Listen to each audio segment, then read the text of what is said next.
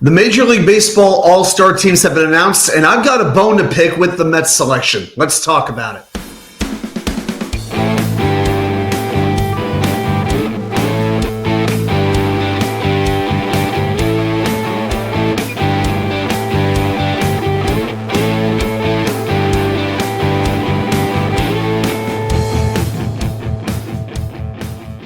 And well, welcome back to New York Sports WickerMedia. I'm WattsUK99. Thank you, as always, for taking the time to watch these videos. Let's get right into this. So it's a Sunday night, and after a pretty long day, I found myself at a burger joint in downtown Raleigh, North Carolina, taking on their 1-pound burger challenge. Really good one. Took it down in about 8 minutes. But while I'm eating, I look up at the TV, I see ESPN is on, and they're going through all the baseball all-star announcements for the pitchers and for the reserve players. Now, the thing I want to mention from the get-go, it's not the manager doing this like it has been in years past. A couple years ago, that changed. It's really a combination of the players' ballot and the commissioner's office. So they're the ones who are to blame here. Now, on the pitcher side, I was hoping maybe Luis Severino would be named for the Mets. He wasn't. I can't have a big gripe. We know every team in MLB has to be represented, and pretty much every starting pitcher from the National League, Ranger Suarez, Zach Wheeler, Paul Skeens, Tyler Glasnow, Shota Imanaga, all these guys, they're worthy. I don't really have any kind of an issue with Severino not making it.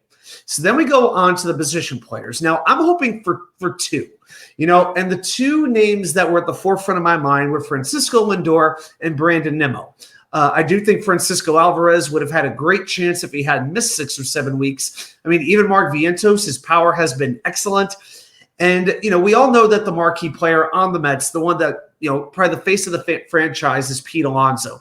And yeah, the numbers are fine, but he has not been the Pete Alonso that we as Met fans have come to expect, and certainly not the level of production we would have expected coming into a contract year. He's hitting .243 with 18 home runs and 48 RBI. Is essentially what we're looking at is a pace of 35 home runs and 95 RBI. I know that's not too bad, but coming from what he has produced over the last 5 years, I expect more from one of the premier sluggers in the game.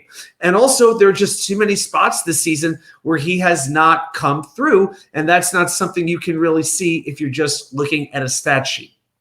And so I'm watching ESPN, and player after player is being named, and ESPN saves the Mets for last for whatever reason. And so there it is. I see the orange New York logo. It's right there. And then the screen flashes, and I see a right-handed hitter, and I'm thinking my eyes are just playing tricks on me. And sure enough, it's Pete Alonso, the only Met who makes it. And look, I like Pete. I love that Pete is a Met. I hope he signs a contract. I hope he stays here for a long time. But I can make the case for 3 or 4 Mets, like I said, making it over him. But none of the snubs bugs me more than Francisco Lindor. How does this guy get passed over yet again? All right, now I know he got off to a rough start, which he does every year. But since Carlos Mendoza moved him into the leadoff spot, he has dominated. Batting first this year, Lindor is batting .298, 8 home runs, 25 RBIs. And for the year, he has 15 home runs. That's only 3 less than Pete has. Also, he has 16 stolen bases, nothing to sneeze at. And for the year, the 15 home runs, like I said, plus 43 RBIs, and the batting average at .249, basically right there with Alonso. And if you want to get a little more granular with the WAR, the wins above replacement, he's at 3.5. Basically, that's 5th in the National League amongst all position players. I'm not here to break down the number. I'm just telling you, if you go by the in-depth numbers, Lindor is rated 5th among all National League players, only behind Ohtani, Elly De La Cruz, Bryce Harper, and Ketel Marte. Not too bad. He's ahead of Mookie Betts, Freddie Freeman, anybody on the Atlanta Braves. And I know this probably didn't factor into the decision because, the rosters were already determined by then. But against Pittsburgh on Sunday, who had the big 2-out bases-loaded single in the 9th inning off Aroldis Chapman to give the Mets the lead back they had just lost in the prior inning? It was number 12, Francisco Lindor. But it's not just this year.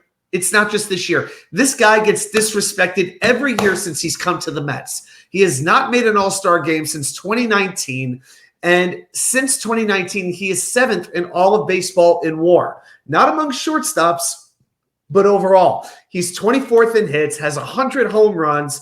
If you look at defensive value, he's 4th in MLB, yet he doesn't even have a Gold Glove. He plays every single day. He just doesn't get respect. I mean, the only adulation he's got was a Silver Slugger that he got last season. Big deal.